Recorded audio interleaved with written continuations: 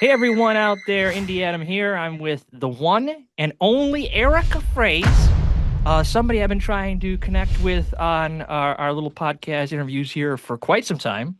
How are you, Erika? I'm good. How are you, Adam? Well, I have my days. We'll just say that. It's so good to see and hear from you. So many questions to ask, right?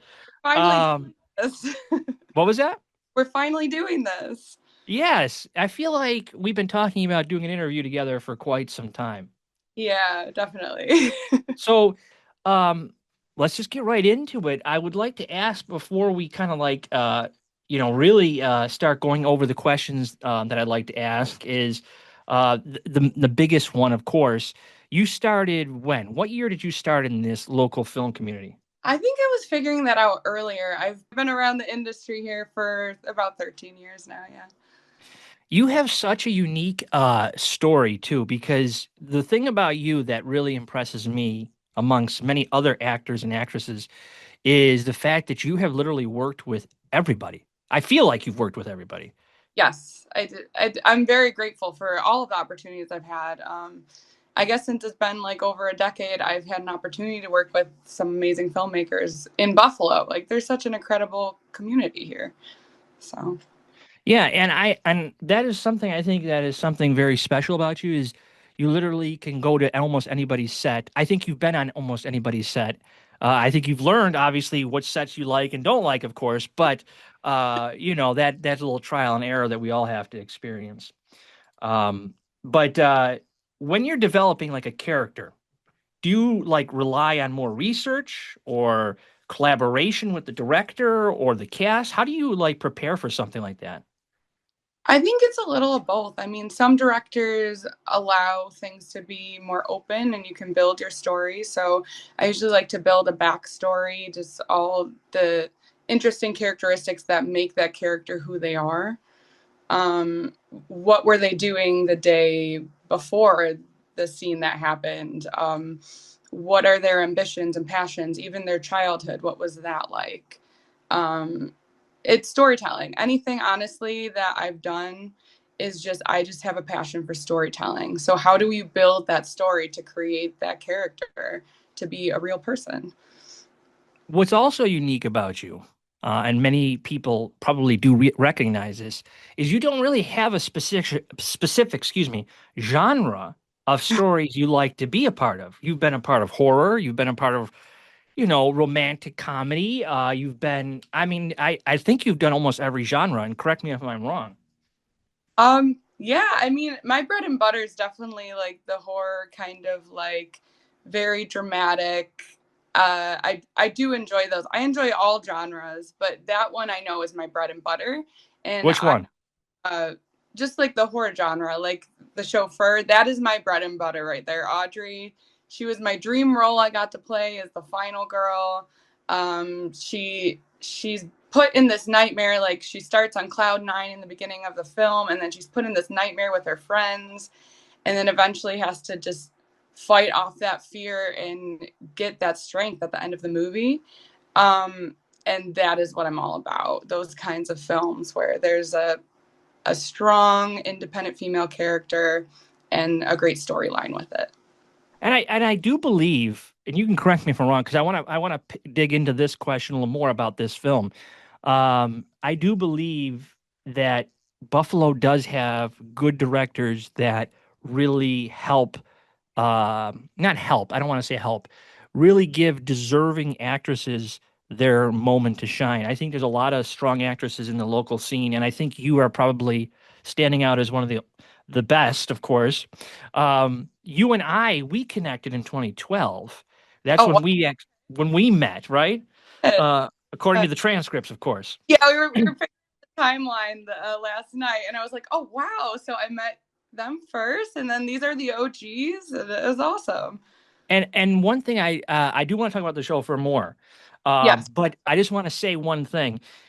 Buffalo um, really owes you a huge gratitude because you have been like the connecting staple through a lot of these connective films, so that people, get to know each other.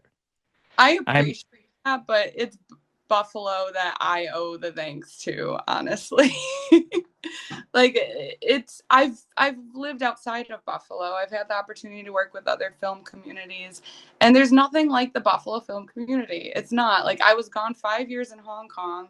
I come back and I'm welcomed back by all the filmmakers, that the new ones I'm getting to meet and connect with, and all of the old ones I've been able to reconnect and work with again. So I'm very grateful for Buffalo. Yeah, Let's yeah. That's a good ambiguous statement to make because I'm in the same boat. I'm very grateful to Buffalo and the talent within it. Let's go back to the show for what role do you play in that movie and what is the general idea behind it?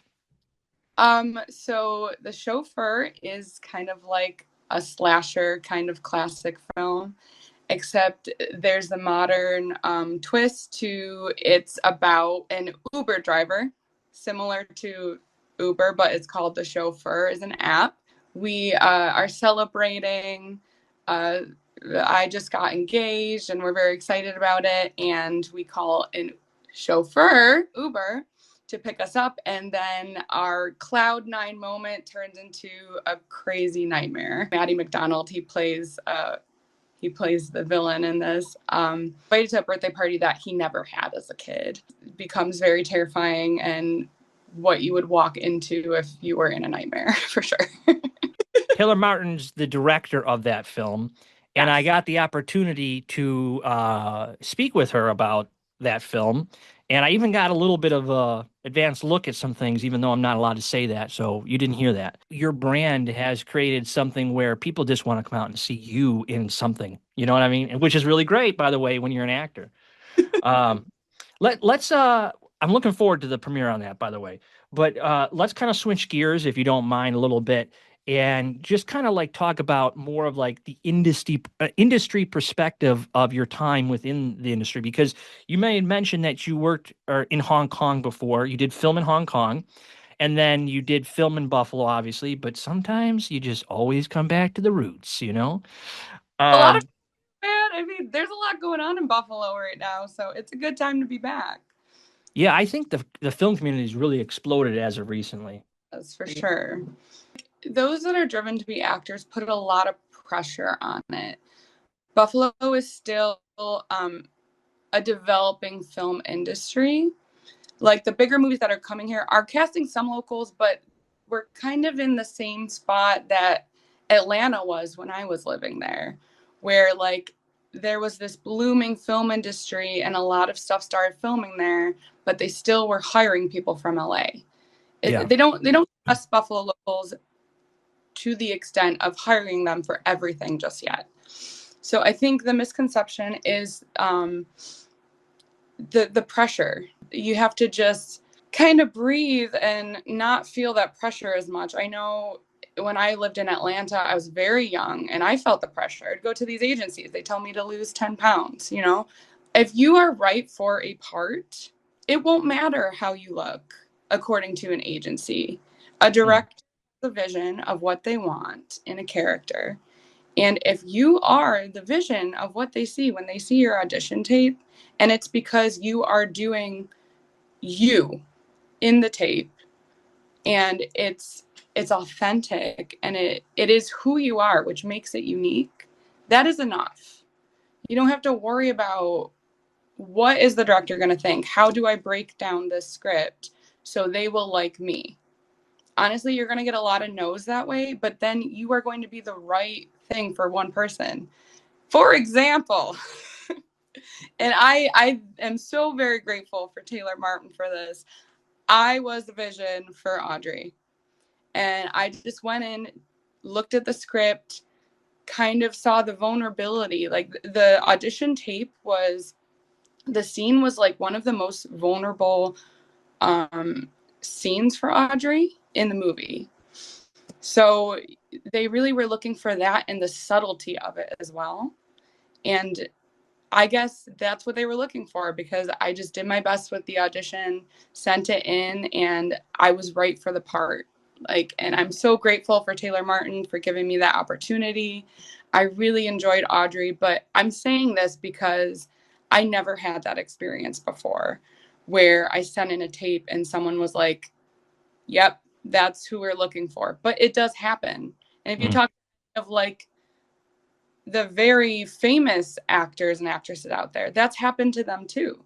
They've also auditioned for a ton of films that they wanted to be part of. I remember reading Hunger Games had a lot of different famous actresses that went for Katniss and they didn't get it. So it's about stop putting the pressure on you. Just be yourself in the self tapes. That's all you can do. And then just move on to the next thing. If you don't like what's given in these castings, that's what a lot of people are doing now. Start writing your own script, start making your own stuff, and get out that way, which is what I kind of did. I kind of started going more behind camera and starting to connect to people through that and getting acting jobs through that as well. So, From when you went away, like a couple years ago, we worked together, 2012, I think. What year did you go to Hong Kong? I think it probably was the end of 2016. So 2017, I believe. Yeah. So you had a little bit of a gap from the community, then you came Yeah. back. What did you notice any changes in the community? Are you getting is there more paid opportunities this time versus previously? What do you think? As I was leaving for Hong Kong, things actually were really picking up with film. I was working full time as like in production work. I was doing travel coordinating for The Purge. So a lot of people had opportunities, and I feel like COVID kind of slowed that down. And then when I moved back, it seemed like things were starting to pick up again. I don't think it was till like this year or last year that things started to really pick up. However, the difference I do see is there are so many new filmmakers and so many people that are just going for it, and really building something. And these local film festivals, like the Valkyrie Film Festival for women, that's huge. I know Greg Lamberson was talking about how there's been so many female directors and filmmakers that are sending in their work now. And that started happening maybe just a year and a half ago, I think. And I think it's Mhm. awesome that a lot of women want to like share their stories and share their voices. I think that's really important. So a lot of it was the age too, I know, but I played a lot of like more of like the sexy characters and that. But I wanted Guilty. I wanted something more dimensional to play with, to really be able to break down these characters and understand who they were so I could show them and make them feel real to the audience. Yeah. And I think there has been a huge shift. There's a lot, even if you see in movies now, before I left for Hong Kong and I'm coming back, there's been a huge shift on the presence of females and the roles they play behind and in front of the camera. And I think that's great. And I think it's a great time for me to get involved in that for sure. Well, it's unique you say that. Two things. First off, I would say that most of my crew nowadays are female, which is interesting because when I first started, most of the crew were males. I couldn't find any females. Um, but at the same time, the first time you and I worked together was on A Grim Becoming, and then we worked again together on Star, which is the Yes. space traveling alien reject, where you were my stunt coordinator. But uh, I will say I was guilty of putting you in the sexy wardrobe outfit, and you were what, a referee, I believe, in that. Yes, yes, I was. That was I think that was the first time I worked with you guys too. Yeah. Yeah, I think so. But you and I had been talking for I feel like maybe a year or two before that because we Oh, shot Grimm in 13 oh, and we met in 12. oh, Yeah. interesting. Fun So factoid. I feel like I think because I was looking at the timeline when I was preparing for the interview and that, and it said I reached out to you. So I must have seen a casting somewhere that you were doing a film. And at that point, I was like fully on the acting path and very driven just to get involved in anything that was going on in the community. So Yeah. that's a bajillion credits from my 20s because I was just really driven and ambitious to learn as much as I could in front of the camera as an actor, but also just keep an eye on everything that was going on around me every time I was on set. So I reached out to you just interested to get involved, and I guess eventually we worked together. The rest is history. Yeah, yeah, yeah. Which leads me to the question I want to ask now, which is talking really about your early career and inspiration type of things. What initially drew you to acting? Were you always into theater, like in high school, migrating into your 20s, or how did that passion evolve to your first roles? Yeah, I guess I was really passionate about it in high school. It's funny because I think I got involved in acting misunderstanding what it was. I liked acting because I didn't really like who I was and Mm, I liked other people. hmm Now, with me being older and having experience and going to school and doing classes and all of that, I understand acting is all about putting you in the roles. And back then, I didn't like who I was. I wanted to play these different characters, these fun characters, and be in these other worlds that weren't mine at the time. So I got really involved in like drama in high school, and then I went to Buff State as a theater major and really found passion for not only theater but the directing side of things. The department allows you to explore all parts of theater. So we had to take classes in set design solo show, which is writing your own shows and performing, costume design, managed stage management, and then directing. And so I really started going down that path because I really enjoyed doing that. At the same time, I was also working very closely with the TFA students. And mm, when I hmm found my spot, the first people I worked with were actually Kyle Mecca and John Sabluski Okay. on those films with them. We did all kinds of stuff, but you know, Kyle's really into horror, so we always did something that had some kind of horror genre.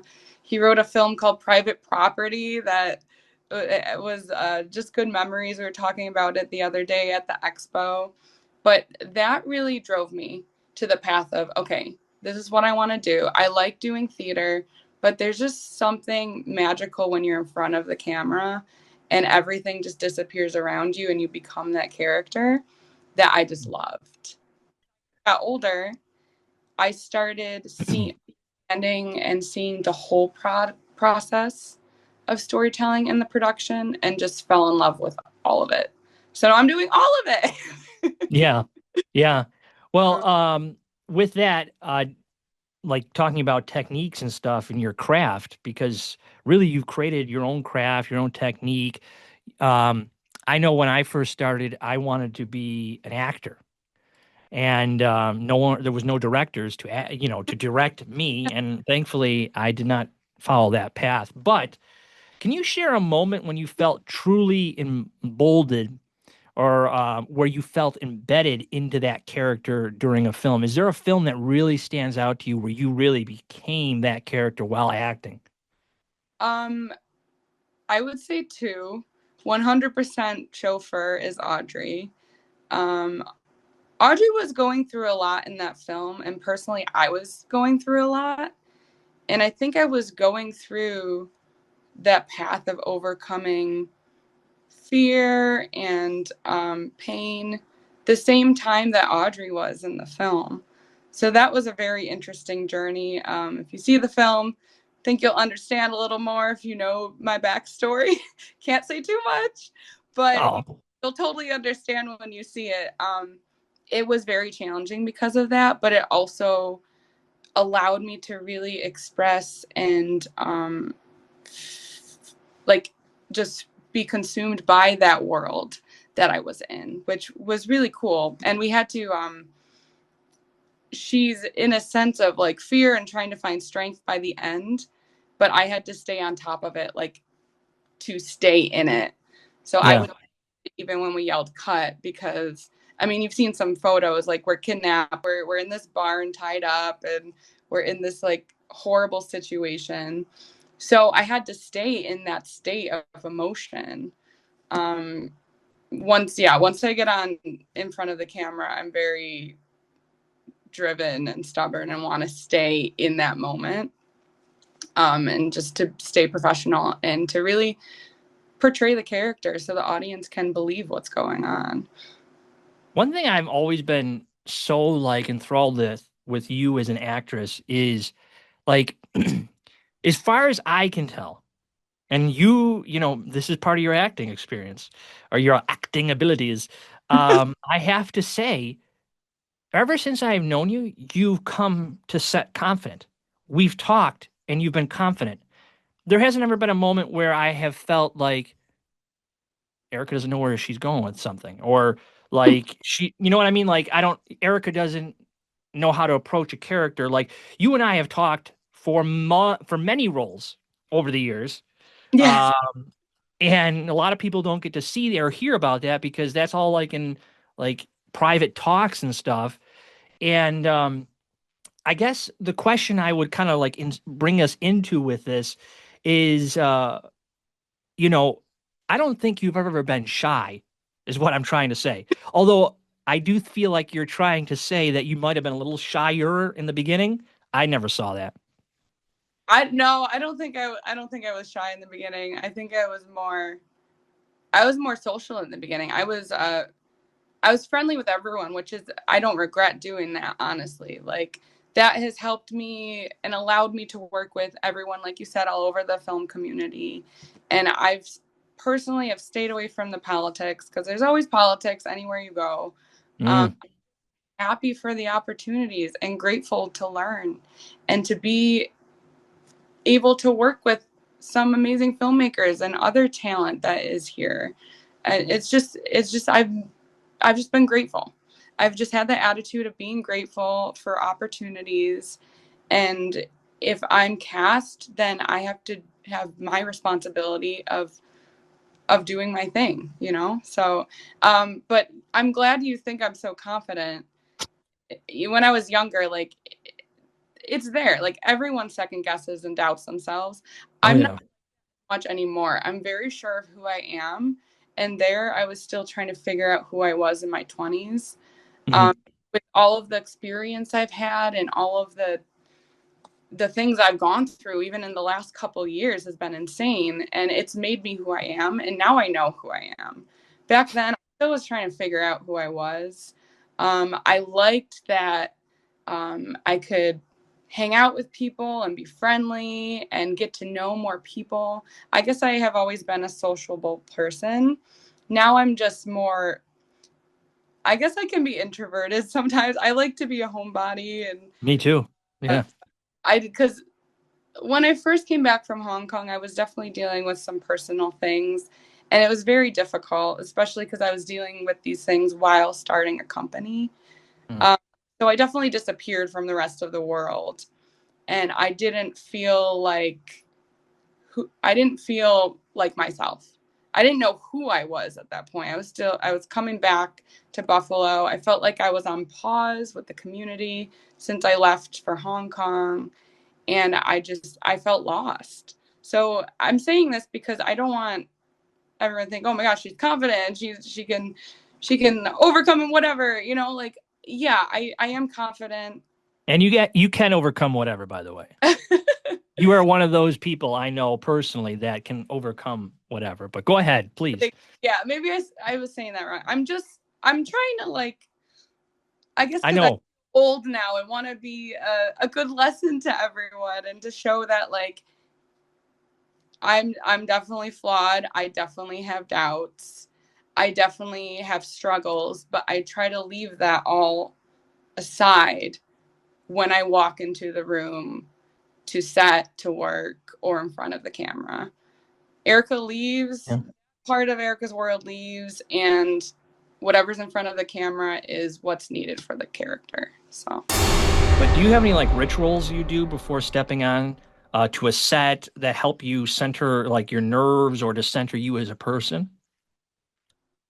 um, there's a big thing I do now, and this is with ALC too, is locking in with your characters. with like the other actors, it connects. And I'm sure there's all different tactics, but this seemed to be really work with me. It's you are just taking a breath and looking right into the eyes of the other characters, actors, and it's pretty much you're allowing them to be vulnerable with you. And that is huge. You need that comfortability with the other actors to be Yeah. able to give them your all and they could give you their all as well.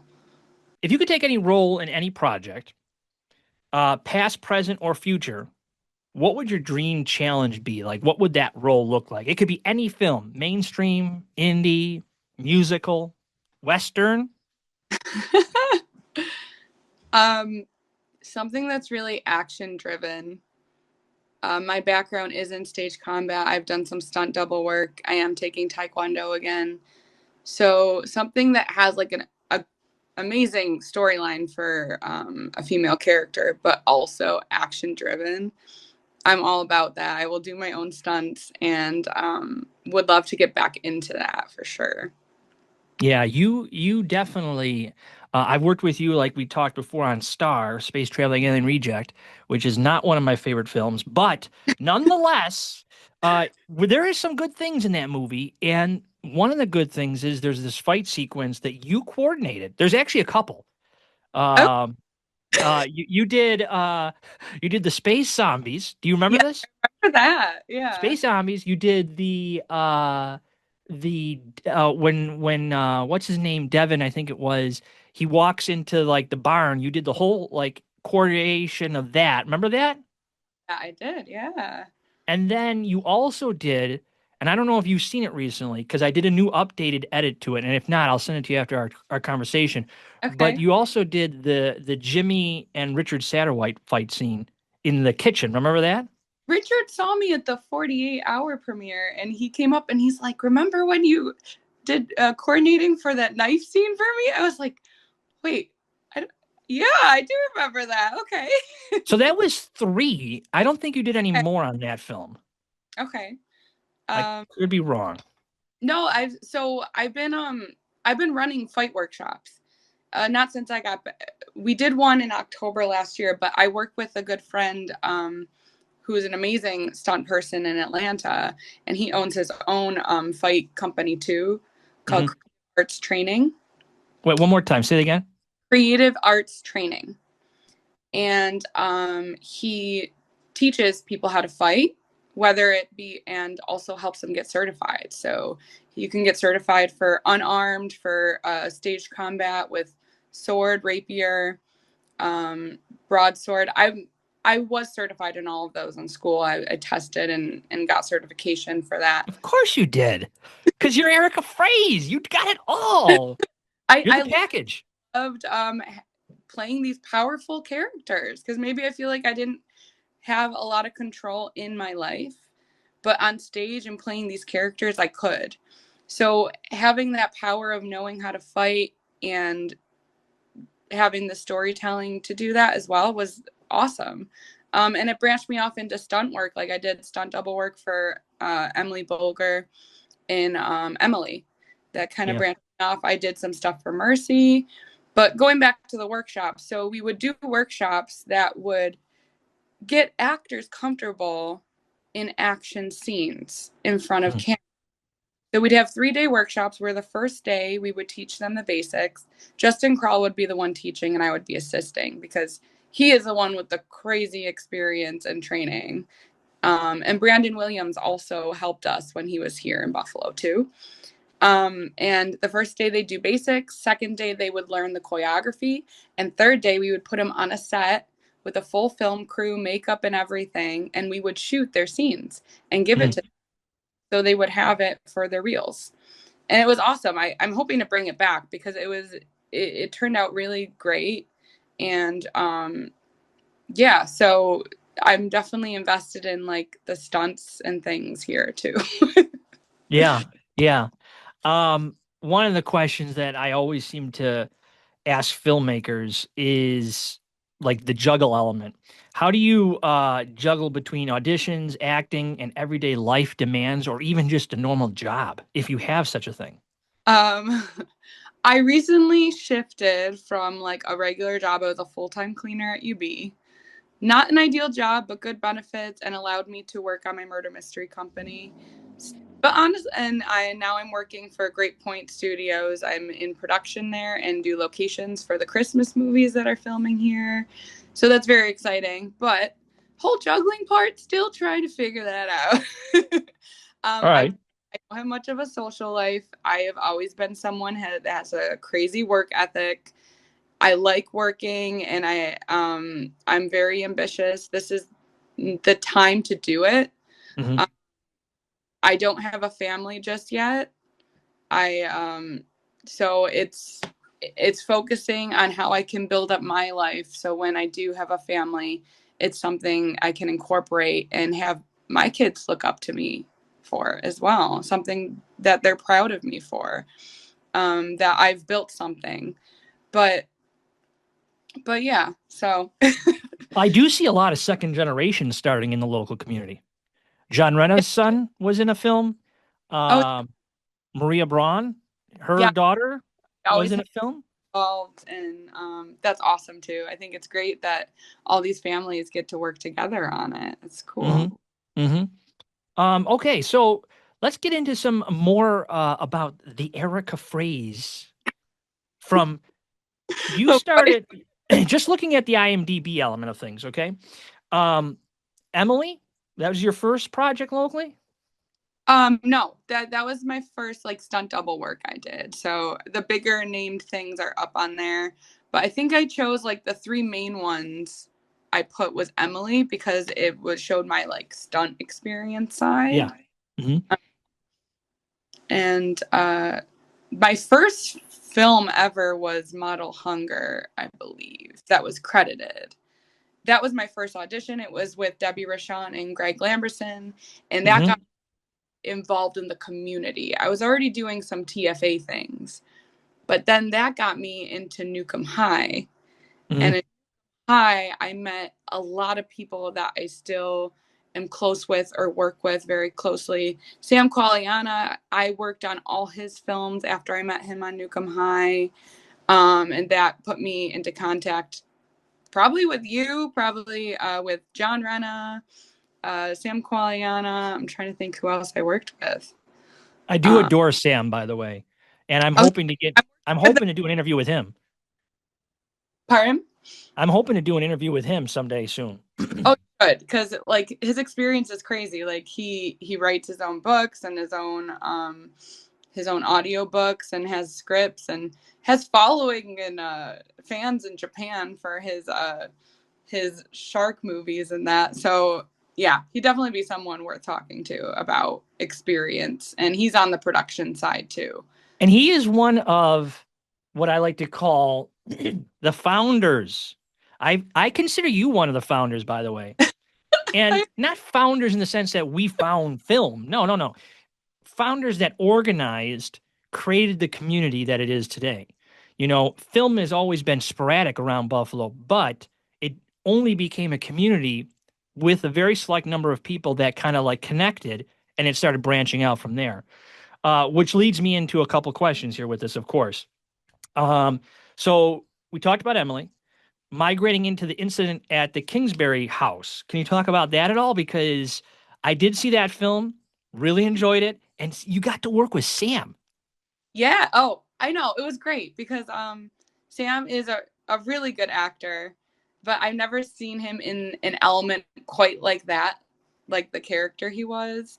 And Mhm. I already had a very close working relationship with Maddie McDonald because we did the chauffeur together. So we were like a powerful trio with that film because we already were comfortable working with each other. We were okay being vulnerable with each other. There's like the whole childhood backstory of the incident at Kingsbury House. So it became very authentic. I think it came across that way that we really were siblings dealing with this situation. And it was such an opportunity to work with both of them again. So, That was directed by Taylor Martin as well, correct? yeah. And we got to talk more about her because honestly, like she got me back into film here. She got me back into really believing in myself that this is something I can pursue. And she's just incredible, the work that she's done and the name that she has created for herself in Buffalo and outside of Buffalo. Yeah. Um, I am very grateful for that, for her getting me involved.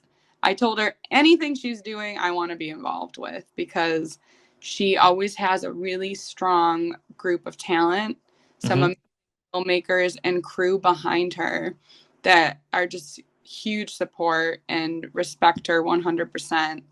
And they create the most amazing stories and they always have twists, which I love. Just if you could give us just a brief synopsis, like a very brief synopsis of your character in that film, could you do that? Sure. I play Leanne Kingsbury, one of the Kingsbury siblings. And basically, it was a short film we did for a 40-hour or 70, yeah, 40-hour film competition. And it follows a story of Sam's character is kind of reliving his childhood. Something terrible happened in his childhood, and the rest of his time since the present, he's been living at a psych ward. And we all come back to the house we grew up in and where that situation happened, and things start to go wrong again. And the show of like us believing he's crazy and that it starts to be proved that he isn't crazy, and the things that happened in the childhood he talks about really did occur. Yeah. And I am not only a witness but a victim of it in the story. So Well, that is on YouTube. So if anybody's watching this that is interested in seeing that, I love Leanne and I love the tone of the story because I am really a huge fan of Mike Flanagan and his TV series. mhm. All of the ones he's done, Haunting of Hill House, Bly Manor. Um, The one was a little lackluster. I didn't like the second one as much as the oh, first one. was it Bly Manor? I think it was because Oh, which was the one with the funeral home. that was Bly Manor, I believe. That's Yeah. the one I liked the most because I was really into it. But the second one I felt like it was drawn out more than it should have been. Definitely, there's definitely slow burn. Like Midnight Mass is a very slow burn too, for sure. But there's something about the storytelling and the way he connects the relationships of Hmm. that I just love. And Taylor was going for a similar tone and feel with the relationships of the siblings, as well as the story as a whole. So when Yeah. she was like a Mike Flanagan tone, I was like, oh my gosh, I'm all for this. And so I just wanted to add that in because it was very exciting to be part of something similar to Mike Flanagan's work for sure. I have been developing a name as a director now, and that's important to me.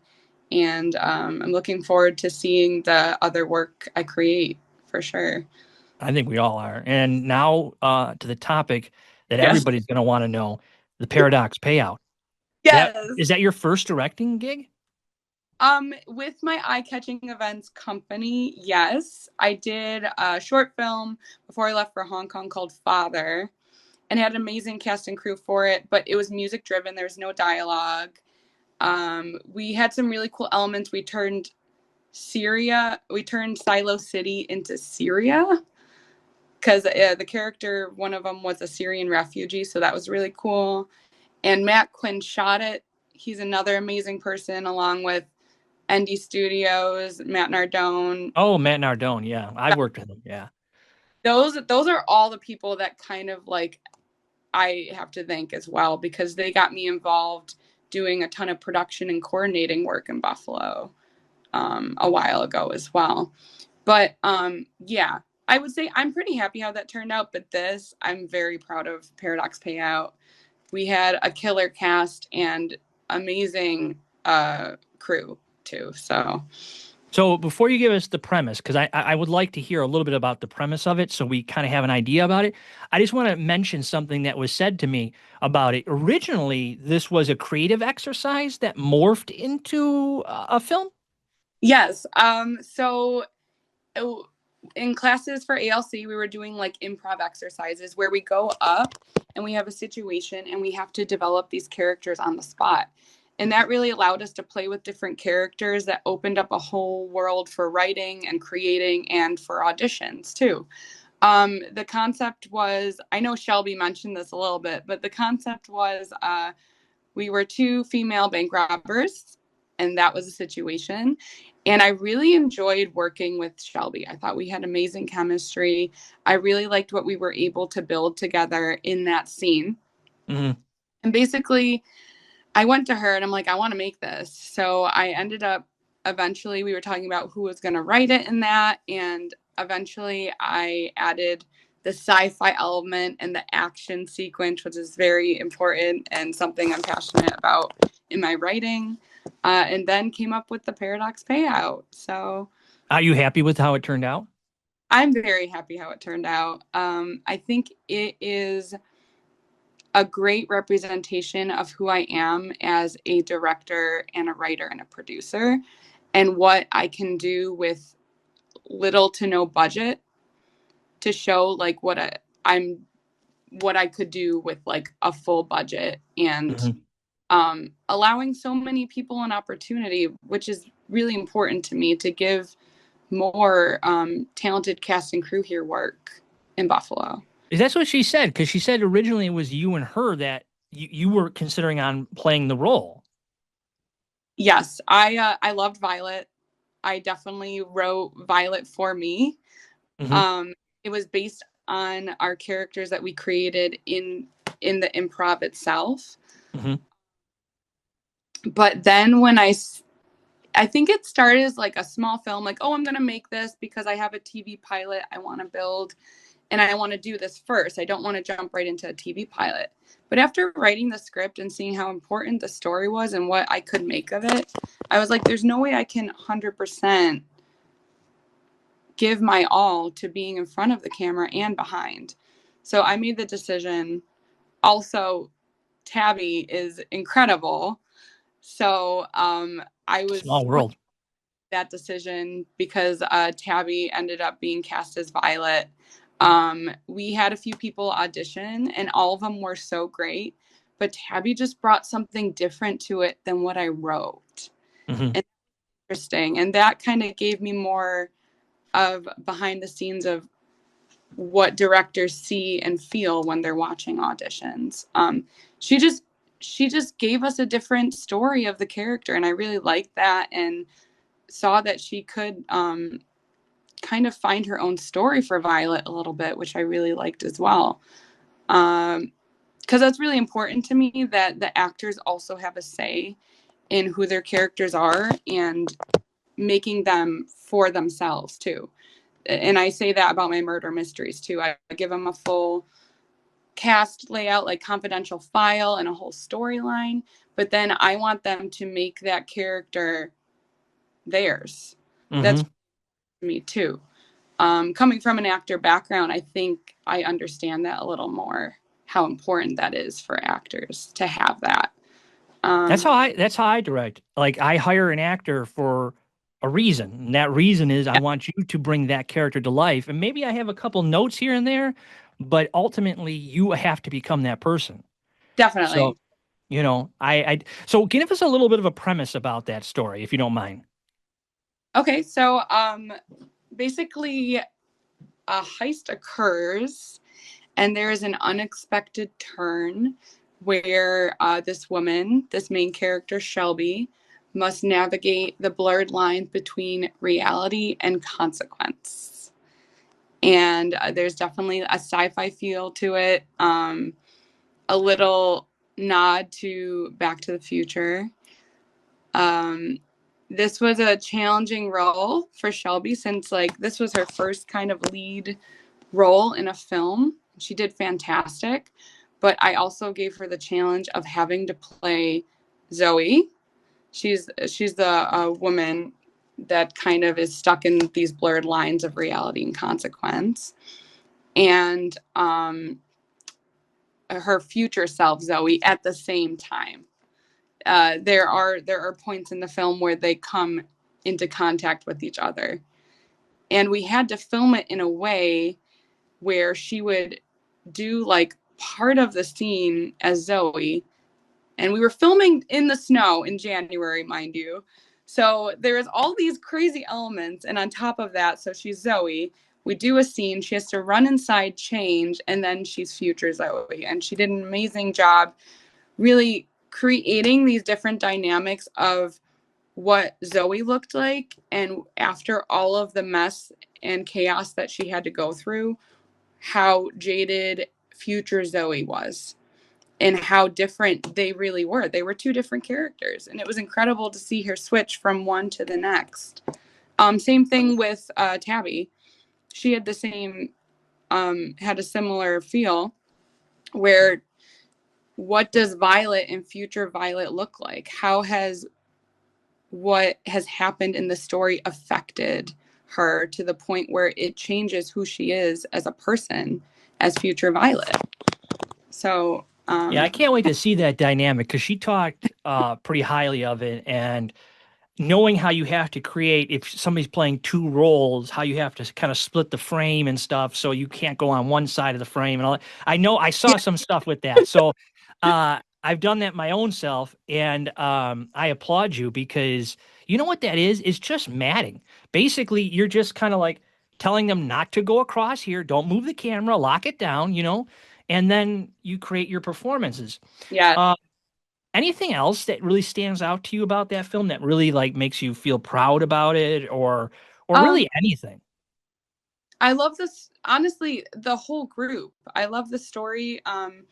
Even like the smaller roles, I got some amazing talent. I mean, we had Eric Nicotera, Sean Sanders, Johnny Foster, El Nunzio.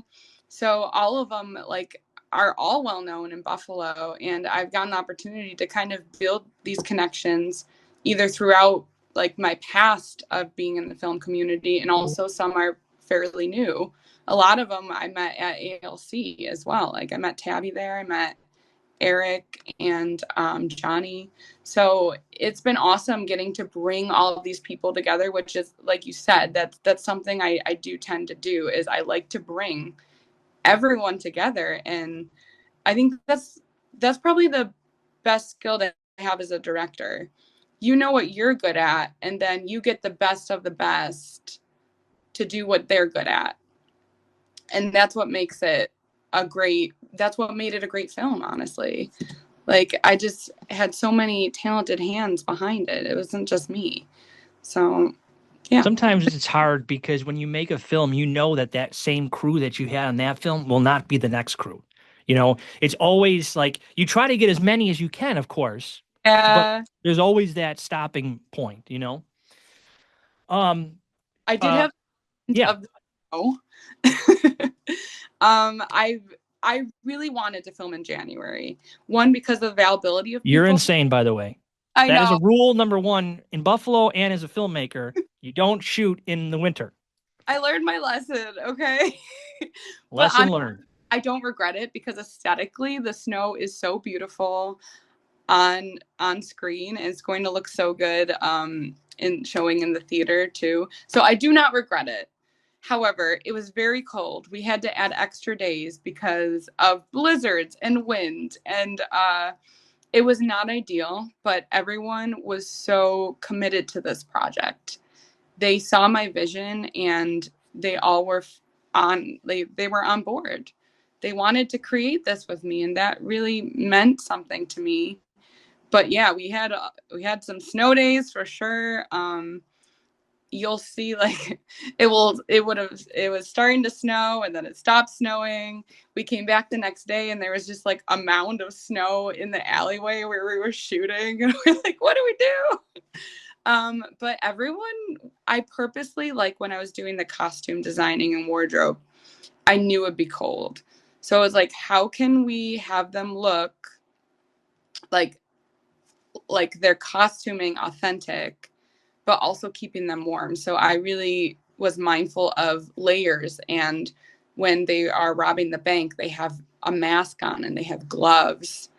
The mask was on purpose too, because in my murder mysteries and my films, I like writing reveals and twists too. So it opens with these two characters that are in these skull masks, and you're like, who are these people? And then they run around the corner, and then they reveal it's two female characters. So I think in that in itself is a really nice reveal of like the skull mask. They take it off, and it's these young females in this crazy situation. Um, and I just want to take the audience on like to go for a ride on this adventure. There's a lot happening in the 12 minutes of this film, but I think it opens opportunities. It could be used as a proof of concept for we could extend it as a prequel or just extend the storyline from the ending. There's a little end credits part too, where it kind of shares the completion of why the decisions they made in the film are so important, that it's a ripple effect. When you do one thing, it affects another and another. So that's kind of the lesson here for sure. Well, I'm really looking forward for people to see that. Between everybody that I've talked to that have worked on that project, they're all very excited for it to be seen worldwide. So, yeah, congratulations on that. But that's your first acting, or excuse me, that's your first directing position, correct? Debut, yes, with Debut, yeah. writer and producer. And then I got to work with Tim Davis, which was awesome. He was one of my cinematographers, and then I had Ted Katina and Dwight Barlow. All were fantastic, but getting to work with Tim one-on-one, because I worked with him as he shot The Chauffeur and The Incident of Kingsbury House. So like getting to work with him in that way was fantastic as well. That's really cool. I do want to ask about the Buffalo Filmmakers page on Yeah. Facebook. Could you talk to me about your experience with it, what your overall thoughts on that page are? Is it something you would recommend to others? Oh, I definitely recommend it. I'm when I'm looking for castings, that's the first place I'm going is Buffalo Film Extras. You have really spent a lot of time building up that page and also building followers. Like a lot of people have been part of Buffalo Film Extras, that group, for a very long time. And honestly, like you're like one of my biggest supporters too of like my films and my murder mysteries too. I know it's kind of not in the film community, but you're always gung ho to share what we're doing, or if we have a Because you're show. so talented, Erica. I mean, come on. I mean, it. But overall, you've always you use that for like your main source of casting. Main source of casting, yes, and casting Buffalo too. It has been great as well, and they really have picked up.